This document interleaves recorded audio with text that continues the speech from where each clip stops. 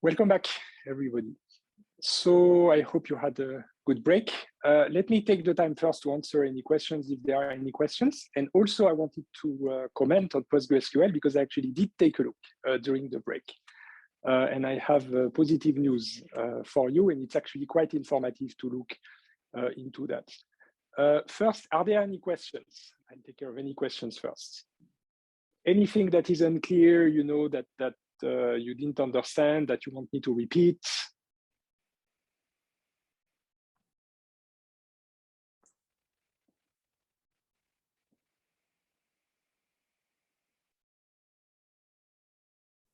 Seems no. So everything is clear. You understood everything that I'm telling you. That's great if that's the case. But really, don't be shy, right? Don't hesitate to ask questions. This is what I'm here for. All right, then if there are no questions, let me say a few words on PostgreSQL, because here's what I found. Let me show you here. So that's an announcement. It dates back to, no, that's the other one. That's the first one I wanted to show you. That's back in 2011, in the year 2011. So this here is a connector for MapReduce, for Hadoop, to access PostgreSQL. So it exists. And since it's implemented directly in PostgreSQL, then it means that probably it provides all the functionality that is needed to spread the computations nicely, right? So if you want, you can let me put the links also in the chat, and maybe if you can make sure that we also put them later on the Moodle platform for everybody in the lecture hall. So I'm putting the link in the chat so you see the high-level explanations. So again, this is a connector that basically exposes the PostgreSQL database, roughly speaking, as pairs to MapReduce, so that you can query. It's a bit more complex than that, the integration, but that's the idea. The important lesson here is about the modularity of our architecture. MapReduce can connect to plenty of data backends, of data storage backends. It can be HDFS, can be S3, can be PostgreSQL, as you see here, can be HBase, and many more. Anybody who wants for MapReduce, for Hadoop MapReduce, to be able to connect to the software should write a connector in this way, to write the code for a connector to expose the functionality to Hadoop, right? So this is, again, for Hadoop MapReduce to be able to access a new place where data is stored. But it didn't end here, because as you can see, they also did it the other way around. And that's the other announcement that I wanted to show you. It's actually 4 years later. That's the opposite way. In that case, what's going on? It's PostgreSQL that is connecting to Hadoop MapReduce in order to exploit it and see the data that there is in there. It's exactly the other way around. Why does it make sense? Well, it's quite similar to what I've just been explaining to you right before the break. I've shown you in Spirit how you can filter the lines of your input data using MapReduce. I showed you how you can project the data that there is on the input with MapReduce. In essence, we have re-implemented basic SQL functionality with MapReduce. We have implemented selection and projection. Turns out you can also implement group by, which actually MapReduce is all about, sorts, and so on, right? So in other words, it is possible to re-implement SQL on top of MapReduce so that you can use SQL to query massive amounts of data. And people have done that, and in particular, this is what here is announced. And in particular, if you want if you look at more details in there, they talk about the concept of foreign data wrappers, you see right here. So the foreign data wrappers are just a way to basically expose to PostgreSQL or to the SQL language something that is actually in MapReduce or in Hadoop, right? So it's actually an extension of the SQL language that exists, that allows SQL to access data elsewhere from the location on which it natively runs, right? And they even go further. That's very informative here. So there is Postgres, of course. There is an Oracle access, MongoDB also, MySQL. And so basically they added HDFS. So again, using MapReduce to execute the primitives, but they are all of these foreign data wrappers, right? Okay, so I hope it provides more food for thought for you. And I'm pasting here again the link if you want to for further reference. Right. So I hope it helps. What is the lesson here really? The lesson is that we can connect pretty much anything to anything. We can connect MapReduce to HDFS, to S3, to PostgreSQL, to HBase, but we can also connect PostgreSQL to Oracle, to HDFS, to plenty of places, right? So anything connects to anything. And the buzzwords that there was at some point is the notion of federated database. It's basically the idea that you have plenty of places where your data is stored, HDFS, S3, PostgreSQL, HBase, Oracle, and so on. And you have a way of accessing all of that data, but with a single interface with something like SQL that basically is able to query the data from all of these places. All right. So parenthesis closed, but that was an excellent question, and thank you for the opportunity to explain this connection indeed that there is between the Hadoop world and the PostgreSQL world. All right, so let me now project the slides again.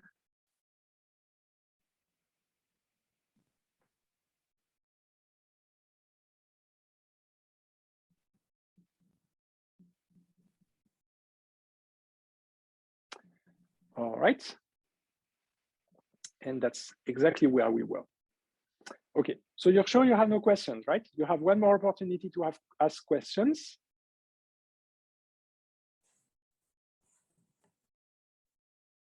No questions. All right, then I'll continue. All right. Okay, there is something in what I've told you that is not efficient at all.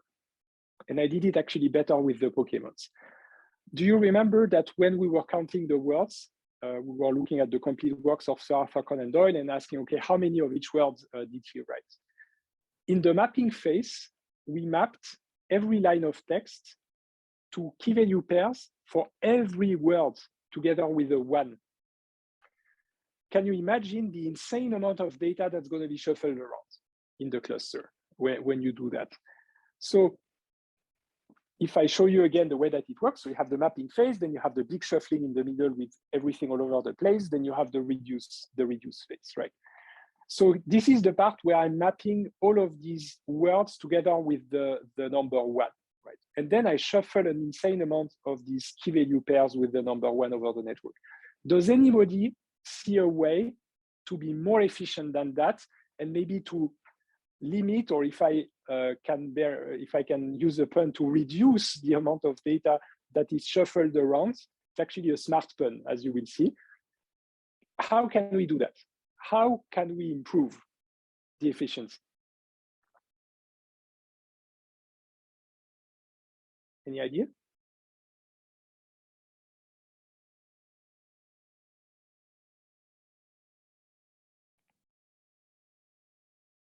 How can I have less data flow around the network during my shuffle phase? Can we pre-shuffle the data? So what do you mean with pre-shuffling?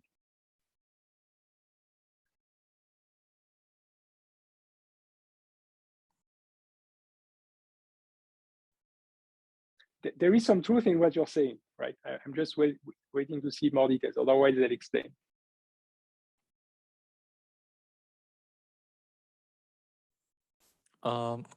Pre-sort, shuffle the data before the mapping function.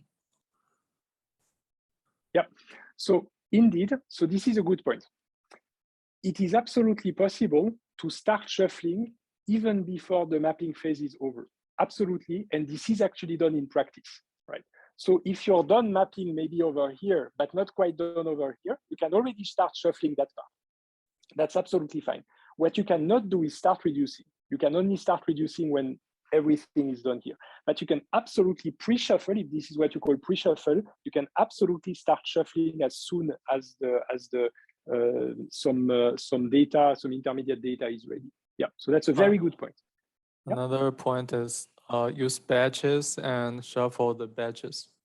Yeah, absolutely. This is actually what is done. Absolutely, the data is shuffled in batches, right? So this is basically the output, the intermediate outputs of data. They are shipped in batches over the network, and of course, not key value after key value. That would be awfully slow. So that's a very, very good point as well. Indeed, the data is sent over the network in big batches. All right, not too big, of course, because you want to some robustness, but in batches. Another way, can I send less data over the network? So the batches are grouping the data, right? But they are not removing data. How can I remove data? How can I send less data? With the example of my counting the words.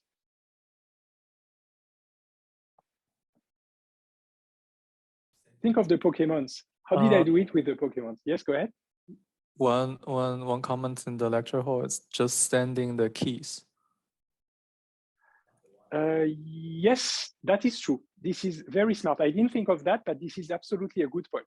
You can also send just the key and leave the value empty and assume it's one. That's an excellent point, and this is indeed a way of doing that. Can you think of something even more efficient that reduces even further the amount of data? Think of the Pokemons. In the Pokemons, I didn't put ones, right? What did I do with the Pokemons?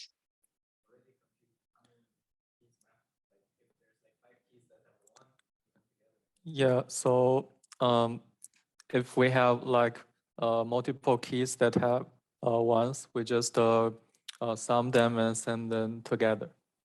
Yeah, exactly. That's exactly it. And this is one of the major optimizations of MapReduce. This is called combine. This is the combined optimization. It's something that we do before the shuffling. We basically do exactly what you said. We take the key values that have the same key and we sum the ones. So instead of 10 keys, I just have one key, but now it's going to have the number 10, right? So by combining, you squeeze or compress the data basically, and you send less over the network. And this shuffling here is going to be much more efficient. But then I need to explain to you when we can combine and when we cannot combine, right? Because obviously there are cases in which that works and there are cases in which that doesn't work. So the idea is that first, when do you combine? Well, you combine typically when you flush the data to disk. So what's going to happen is that you're going to accumulate the key value pairs in memory with ones, right? The words with a one in memory. The first opportunity you have to combine and reduce the number of key values is when you flush to disk. So when the memory is full, before flushing, you do that, you do the intermediate sums, and you will already be writing less to disk when you do that. And when you compact, it's the same. When you compact, you can also take that as an opportunity to do the sum. So these are all the opportunities that you have. You can also do it directly in memory. That's also something you can do if you want. You can also combine in memory. Actually, there is no specification of when to do it. These are just the opportunities when you can do it. And basically, if you read the MapReduce documentation, they will basically say that you cannot assume anything, right? MapReduce is just going to combine whenever it wants to combine, and that's it. And maybe it won't, and maybe it will, and maybe it will do it at this time or at that time. You cannot assume anything. Basically, MapReduce does whatever it wants with the combine function. But you're still supposed to inform MapReduce that there is a combine function. You need to give the combine function. And very often, very, very often, like in 90% of the cases, the combine function that explains how you can squeeze these key values with the same key into just one, it's the same as the reduce function in 90% of the cases. But we need assumptions for that, for the combine to work. And the assumptions are actually very easy and logical to understand. First, the first assumption to reuse the reduce function as a combine function is that the intermediate keys and the intermediate key values and the output key values have exactly the same type, which is very often the case, as I've shown you, right? It's very rare that the type of the output would be different from the type of the intermediate values.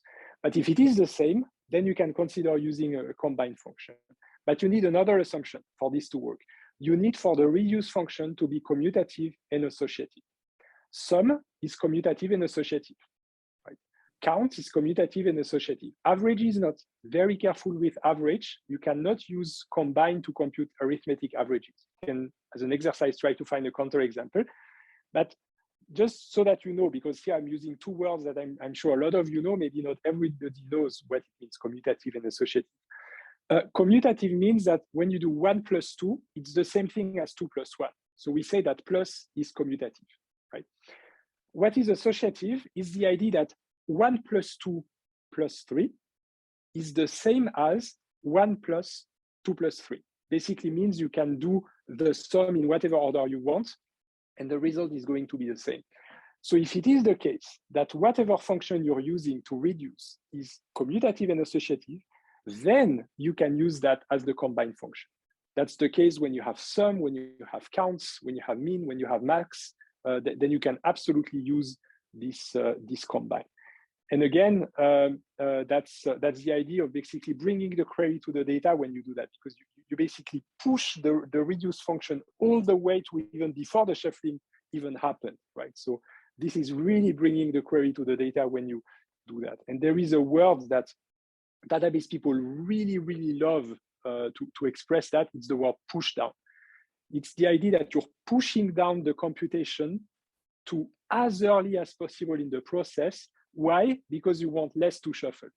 And the earlier and the earlier and the earlier you manage to push things down, the less data you will have traveling over your network, and the more efficient your system is going to be. Right? So that's a push down.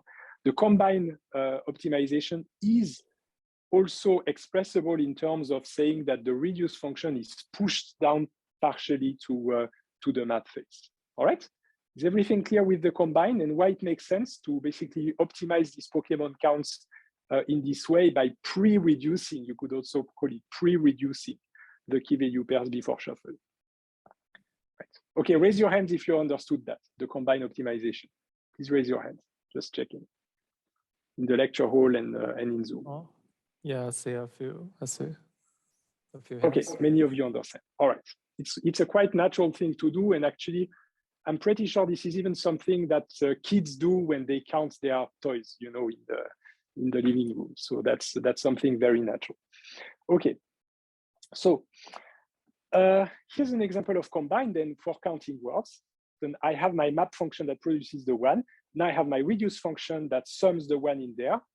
It's the same key value types. It's commutative, it's associative, right? Check, check, check. Okay, then we can use that as a combine function. So that means that when we have these generated key values during the map phase, we can already sum before the shuffling, already still in the map phase, and have less key value pairs. And this is what's going over the network. This is what we shuffle, not that. This we can throw away. This gets shuffled over the network. Now you see that this was much more, right? So this is really more efficient that we have less to shuffle around over the network. And then you can apply the reduce. Of course, you still might have a few key value pairs to reduce, but you see the result is the same. Why? Because it's commutative and associative. That's the reason why it all works magically mathematically. All right. So now, how to use MapReduce? Well, it's a low-level thing. We'll have, in the future, we'll look into Spark, into higher-level ways of doing that. Even SQL is a higher-level way of using MapReduce. But typically what people do when they use MapReduce and want their own functions, they use a language like Java, right?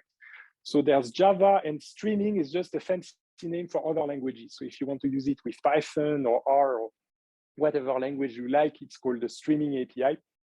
But let me show you in Java. Don't worry if you don't know Java. That's not important. I just want to show you, to give you the intuition, sorry, of how that looks like. So you really don't be scared if you don't know Java about what's going on right there. The one thing that you should see is just that this is a map function programmatically. Of course, you could have the same in Python or other language. So the map function takes one key and one value, right? That's the key value. And then you compute with whatever program you want to write. It's really up to you. You just write code that computes a new key and a new value. And then you have this way of outputting your intermediate key value pair right there. So this is how it's done in Java. Then you have the reduce function, which takes a key and all the values associated with that key. So this is just this very fancy way in Java of saying that you have a list of values, just that it's an efficient list of values. But again, don't be scared by the details. The one thing you need to understand here is that the reduce function takes the key that you're currently processing, and all the values that are associated with that key, right? And then you have your own code. So this is what you as a programmer are going to write in Java or Python to generate new key, which, by the way, very often is the same. So very often the new key, as I said, is the same as the one that comes from the intermediate stage. And then the new value, for example, that might be the sum of all of the values right there. Okay. And then you have this main code in the program that basically says to MapReduce, okay, here's my mapper. That's what I wrote 2 slides ago. Here's my reducer. That's what I wrote 1 slide ago. Here's where my input is. Maybe it's on HDFS, maybe it's HBase, maybe it's PostgreSQL, you know, wherever that is, that's my input. Then you say, okay, where do I put it back? Maybe I want to write it back to HDFS, or maybe I want to write it back to HBase, or maybe I want to write it back to PostgreSQL. You know? Maybe I can use this Postgres plus connector that we've seen earlier, and I would put it right back to PostgreSQL, right? So I specify my output right there, and then I just wait for the completion of my job, and that can take a while. Can be a few hours, can be even the entire night. So come back tomorrow, basically, once you have done that. But yeah, that's pretty much how it's done, right? So you implement your map function, you implement your reduce function, you specify them, and then you say where you read from and where you write to. And that's pretty much it. That's how MapReduce is actually working. And if you want a combine function, that's easy. You just add also, okay, tell MapReduce that you use the combine. Here, I did use the same as the reduce function, right? I used my reduce function as a combine because, of course, I did my homework and I checked that it's commutative, that it's associative, and so on and so on and so on. And so I give the information to MapReduce. Hey, buddy, you can combine to make it faster, right? That's the idea. It's like a tip that you give to MapReduce that it can accelerate the computations and reduce the shuffle. Okay. So how does it look like, this input output, right? It's pretty much what I told you, right? You can connect to a PostgreSQL or equivalent, right? You can connect to HBase that way. You can look at text, nline I showed you earlier. So these are just the fancy names of the Java classes that basically select the formats, but you should look at it as a restaurant menu, basically. You can pick on a menu where from and how you read your data to get the input key value pair, right? That's the same for the output. You can output back to a database. You can output back to HBase. You can output back as text. You can output back as a sequence file. That's the file that natively supports key value pairs. And there's plenty of other fancy formats, as you can imagine, that are available. All right. Okay. Any questions so far?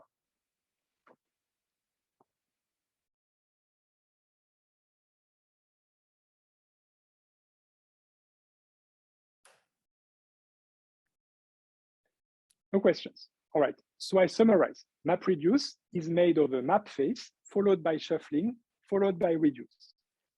It only understands key value pairs.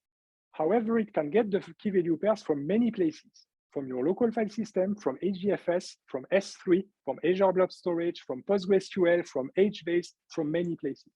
It can also output to all of these places as well. You can write your own map function. You can write your own reduce function. You can even say that you have a combine function. And then you just write a big program that ships that over to the cluster. And then you wait for a couple of hours. And then you come back, look at the output that the job produced. That's how MapReduce works. Yes? We had a question. So what does the shuffle exactly do in all these examples? So the shuffle is the idea that when you reduce, you want all of the key values that have the same key to be together, right? That's very important. You have the guarantee when you reduce that you have all the key values that have the same key at the same place. This is why we have the shuffle. The shuffle makes sure of that. So if you have the word computer somewhere, for example, the key computer, then you know that because of the shuffling, all of the key values, no matter where they were produced during the map phase, that can be on any of the machines, all of the key values that contain the key computer go to the same machine for the reduce phase, right? Does it make sense? This is why you need the shuffle. Otherwise, you wouldn't need the shuffle, right? But we need the shuffle because of this guarantee that we want the keys to be good. Did I answer your question?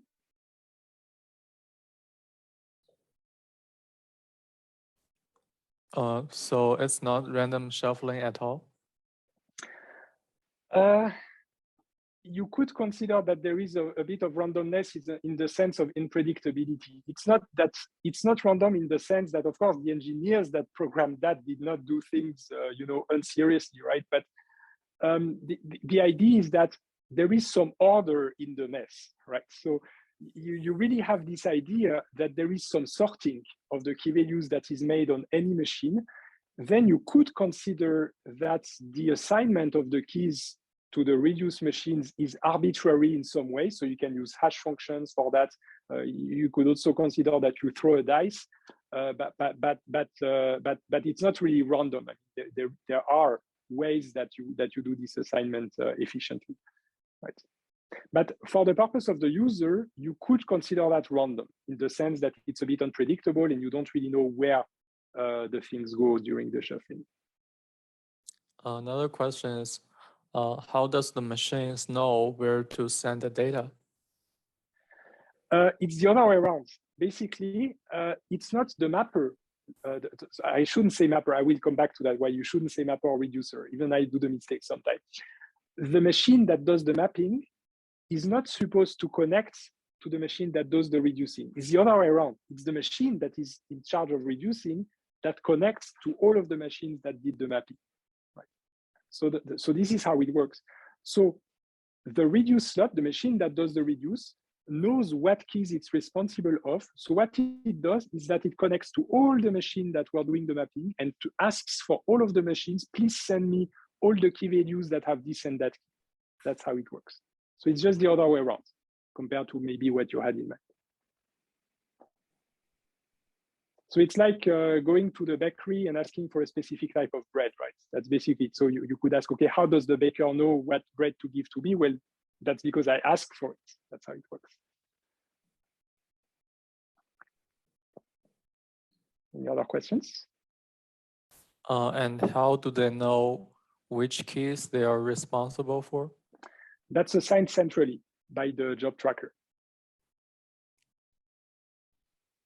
So there is a central way to assign all of the keys.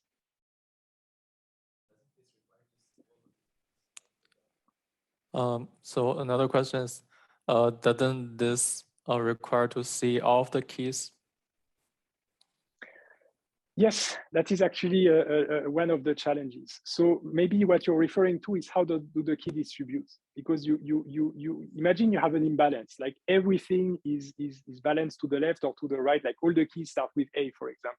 And then you end up with nothing on all machines except one that has everything. So indeed, this is a bit tricky.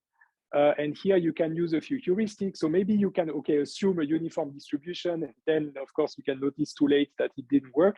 You can also do some heuristics when you start having some data coming in and you see the first keys that are produced, and that gives you already a statistical estimate of the distribution, right? So this is one way. Or you can do that once you have all the intermediate output ready.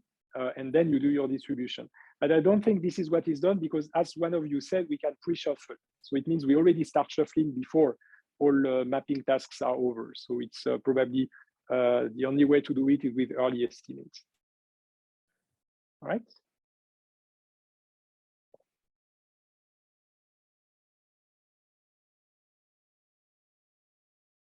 But this is tricky. I mean, in practice, it can absolutely happen that you're doomed because you have all your key values landing at one place and nothing at the other places. Yeah. Pech gehabt, as we say in German.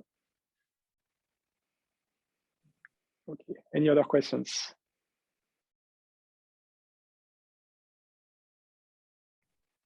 No other questions? Okay. Then I'm going to repeat one more time the way that it works internally, but even more in depth this time. And now that should make things even clearer for you. So I'm going again to go through map, shuffle, reduce. The main point that I'm going to make is if you look for MapReduce tutorials over the internet, or even look for books, you will see that many people explain things using the word mapper, reducer, combiner. This is wrong. And again, I'm also guilty of that sometimes. Maybe I don't pay attention and I start saying mapper or reducer. I shouldn't, and you shouldn't. So try already now to get into the habit of never, ever using the words mapper, reducer, combiner. The only exception that you could tolerate is if that's the name of a class in your program, but that's pretty much it. Instead, what I want you to already do and take the habit of doing is to talk about map slots, reduce map tasks, reduce functions, map functions, and so on. If you do that, if you take this habit, then you will see that you will have a clarity of mind in the way that MapReduce works. If all the explanations in tutorials and textbooks and so on that say mapper reducer, they are basically getting it in an ambiguous way. Because when you say mapper, you don't really know what you mean. Do you mean the mapping slot? Do you mean the mapping task? Do you mean the mapping function? You don't really know. And then that easily gets a bit like, hand wavy and imprecise. So again, I will now re-explain things, paying attention to using the word map slots, reduce slots, and so on and so on. Okay, let's do it. So again, I repeat that you should not ever use these words right there. All right. And I apologize when I do it. Always correct me when I do, and I'm trying to correct myself when I do, but you should never do that. And when you find it in books, then first, you know that it's not a good idea. And second, you can ask yourself, okay, what did the author mean? Did they mean task? Did they mean slots? Did they mean function? All right. Okay, now, what is a map? What is a map function? That is a mathematical object. It's a mathematical object that is a function that takes a key value and outputs 0, 1, or more intermediate key values. That is a map function. What is the reduce function? It's also a mathematical object. It's a function that takes 0, 1, or more, well, not 0, it cannot be 0, but 1 or more key values that have the same key and maps them to 0, 1, or more key values that are the output. This is a reduce function. Typically, this is just code that you write in Java or Python, the map function or the reduce function. Okay. The combine function is again the same thing as the reduce function. It's a function that takes 1 or more key values with the same key and produce 0, 1, or more key values for the output, right? So map function, reduce function, combine functions, these are really functions in the mathematical or programming sense. Okay. Now, map task. It's not the same thing as the map function. A map task is an assignment. It's like homework that you give to the cluster. A task is the homework of executing the map function on the input. Right? So on part of the input. So for example, imagine that I have this split of the input. So this is a subset of the input. I have these 3 key values. My task, my assignment, my homework is to call the map function on this, produce this. To call the map function on this, produce this. To call the map function on this, and produce this. Moreover, this is done sequentially, meaning that I take that, I produce that. Then I take this input, I call the function, I produce the input. Then I take the input, call the map function, produce the output. So this is why I put this sequentially here. Only one thing at a time. There is no parallelism here. This will come later. Here, there is no parallelism. This is one CPU core, one thread, sequentially going iteratively through the key values that are part of that task, producing these intermediate key value pairs. This is a map task. A reduce task is similar. It's a homework or an assignment to go over a shard or a partition of the intermediate key value pairs, of going via each group of key values, calling the reduce function, and computing an output 0, 1, or more output key values. And then you go to the next group that has another key, call reduce, produce output key value pairs. Then you go to the next group, another key, call the reduce function, and get the output sequentially, right? A map task or a reduce task is sequential. It's only one CPU core, one CPU thread, so one at a time. Okay. Combine task doesn't even exist because I told you combine is only some function that you call when you flush or compact or during the mapping phase. So combine task, don't even think of it. That just doesn't exist. That's actually the reason why combiner doesn't mean anything either. That's for some reason people just use the word combiner. Anyway, so combine is this, is that when you have the map task and you have output your intermediate key value pair, then you can call the combine function in order to start squeezing, for example, these three values with the combine function. You can squeeze them to just one key value, right? But this is just a function, not a task. So the combine function can be seen as part of the map task, something you do at the end. Okay. Next, slot. So I have explained function. I have explained task. Let me explain slot. A slot, you can think of that as a CPU core on your machine. Imagine you have a machine with 8 cores. It means that you have 8 slots. It means that each one of these cores can work in parallel to process the data. But right now, when I speak of a slot, I look at just one of these cores. So this is again sequential, but it's a sequence of tasks. So this is these two-level ways that you have one task and then another task and then another task and so on sequentially. So you see it's sequential within a task that I go through the splits and create the intermediate key value pairs. And then when it's done, I just go to the next task. And then again, sequentially go through the key value pairs, produce that. When I'm done, I go to the next task.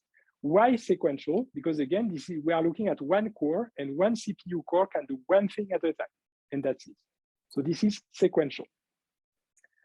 The reduce slot is the same thing. It's a CPU core again, and it does one task at a time. So within a task, it goes sequentially through the groups. When it's done with the first task, it goes to the second task, again, sequentially to the group. When it's done with the second task, it goes to the third task, and again, and again, and again. So it's sequential within a task and sequential within a slot. So you see, every CPU core is doing one thing at a time. It's like the bakers in the bakery, they prepare one bread at a time, right? They don't have 10 arms that they can, prepare 10 loaves of bread at the same time.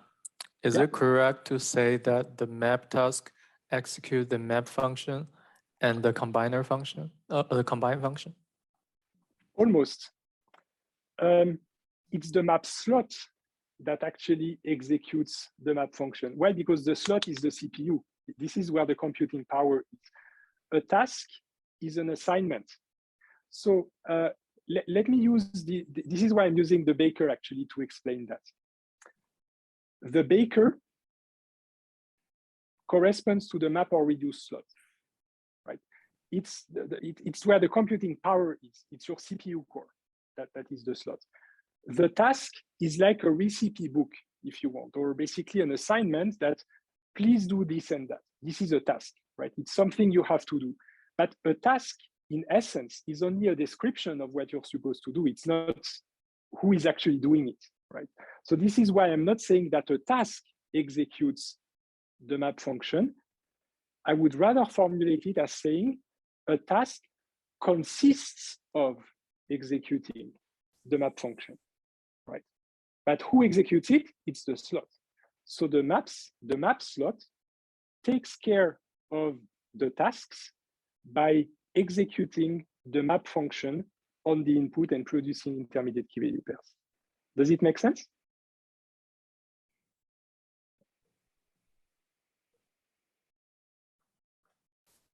All right. And what's magic? Or maybe another question? Is there another question? No, this is the only question. Right. So let me then continue to zoom out. And then suddenly it will all make sense. By the way, there's no combine slot either. That doesn't exist. The only thing there is a combine function. Okay, so now, as you can imagine, we have several CPU cores on each machine, maybe 8, maybe 16, maybe 32 if we're crazy, 64 cores on the machine. But on top of that, we might even have 1,000 machines. So maybe we have, I don't know, 64,000 cores in total. Well, what's going to happen is that I have all my slots that are the cores in my cluster that are just executing the tasks, which consist of executing the map function on the input in parallel. So you see the parallelism is between the slots. So what happens is that I might have 1,000 of these slots. I might have 20,000 tasks in total, meaning that I cut my input into 2,000 splits, and each one is a task. And then I just spread over the homework over the cluster. So as you can imagine, if I have 1,000 cores and I have 20,000 tasks, on average, every core will get 20 tasks. But it's just rough because maybe some cores are faster than others and will do more tasks. Maybe some other cores are slower and will do less tasks, right? But you see that this is all dynamic, right? So this is what happens. And for the reduce, it's exactly the same. I have all of my reduce slots all over the cluster, and each slot executes, takes care of tasks sequentially, which consists of executing the reduce function, all sequential, but the parallelism is between slots. And why did I say batch processing? Because these are the batches. This is a batch, this is a batch, this is a batch, this is a batch, this is a batch, and so on. Right. So in parallel and batch processing. This is the tasks are actually the batches. I could almost say the map batch or the reduce batch if you want, instead of task. Is it clear? So do you have your epiphany now on MapReduce, on how this all works with parallel and batch processing? We have a question.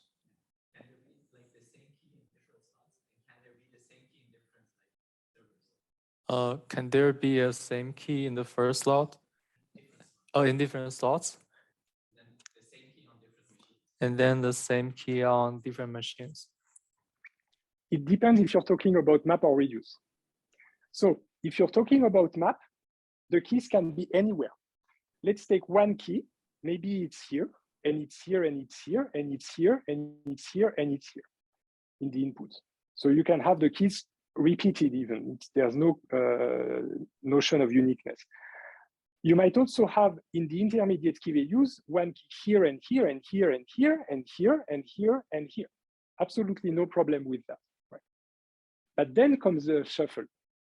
And because we did the shuffling, now it can no longer be the case that you have the same key here and here or here and here. That can no longer be, because thanks to the shuffling, we have organized these batches, these reduced tasks in such a way that now I know that a key, if there's a key here, that's the only place it can be. It's all nicely grouped and packaged together in these reduced tasks, right? And then in the output, of course, you can do whatever you want. So maybe if you really mess up your code in the output, you might output the same key here and here, but then it's your problem as the programmer. Whether it's a good idea or not is another, maybe you have good reasons to do that, right? But here, it's guaranteed that your keys are nicely grouped and cannot appear at in different slots. Another question. So batches are only for the reduce phase? No, they are also for the map phase. This is a batch, this is a batch, this is a batch, this is a batch, this is a batch, this is a batch, this is a batch, this is a batch, and this is a batch. It's exactly the same. It's basically, it's the idea of a task, basically. It's exactly, think of the baker again. You wake up, it's 4 a.m., and you have, let's say, 200 loaves of bread to prepare. Maybe you're not going to prepare just, you don't have a table that is big enough that you have like the 200 lined up, right? Maybe you are going to prepare 20 and then 20 and then 20 and then 20, right? So even bakers batch process, right? So it's this whole idea of processing in batches as opposed to everything in a single batch. It would be impossible because it has to at least be spread over the slots, but also as opposed to one key value at a time. That would be extremely inefficient.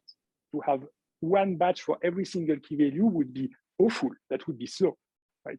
So the idea of the batches is to efficiently group, make the tasks big enough that you just take care of all of these key values together, which is more efficient. Does it make sense?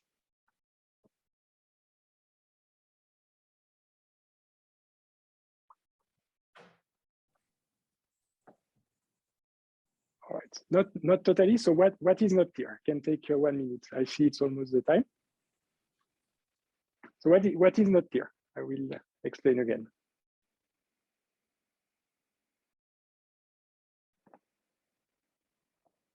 For the map phase, I don't see the advantage of a batch. I see. So it's something that we all experience in our daily life. Have you heard of the notion of context switch? Maybe you're working on your email. You know, you have a job, you're in a company, you have to process your email, you have to go to a meeting, you have to, of taking care of many things. If you don't have any batches, that basically means that I'm going to answer one email, then I'm going to call somebody on the phone, just one person, then I'm going to attend one meeting and so on, one at a time. But you might have noticed that it's much more efficient if you open your email software and answer 20 emails as a single batch. Then you're going to book 30 hours to place a few calls, one after the other. And you probably will notice that this actually increases your efficiency because your brain is focused on one thing at a time. That's the notion of batch processing. It turns out that it's exactly the same for machines. When you have to process one key value, that's an overhead. You need to initiate some, on the hardware level, all the necessary thing. I'm not going in details, but you need to do a lot of things for one key value. So if you do it one key value at a time, you just have to do it. It's like switching all over the place between all your tasks when you work. But if you say, okay, no, I'm not going to process one key value, since anyway I'm starting processing one, let me process 1,000 of them, right? And the overhead is not going to be between doing one or doing 1,000. There's not such a big difference, right? That's the whole idea of the batch. It avoids latency, basically.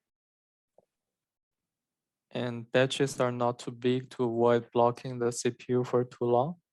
Exactly. And we will see there's other reasons why they shouldn't be too big, right? I will come back to that again later in the lecture, right? But this is the idea of a batch. It's really a real life experience. That's really something that even as a human, you can notice that batches are actually useful. All right, let's stop here for today. Then you can go have your lunch in the Mensa. Don't hesitate to fire questions on MapReduce per email, and even next time I will answer them. I'm almost done with the lecture. I just finished the last few slides next week, and then we'll start with Spark. All right. So thank you everybody for attending the lecture. Thank you for all your questions. I loved it that you asked all of these questions, making sure that you understand. Enjoy the exercise sessions this week. Enjoy your Easter break, and see you in 2 weeks. Thank you, Wenchi, for moderating. Goodbye.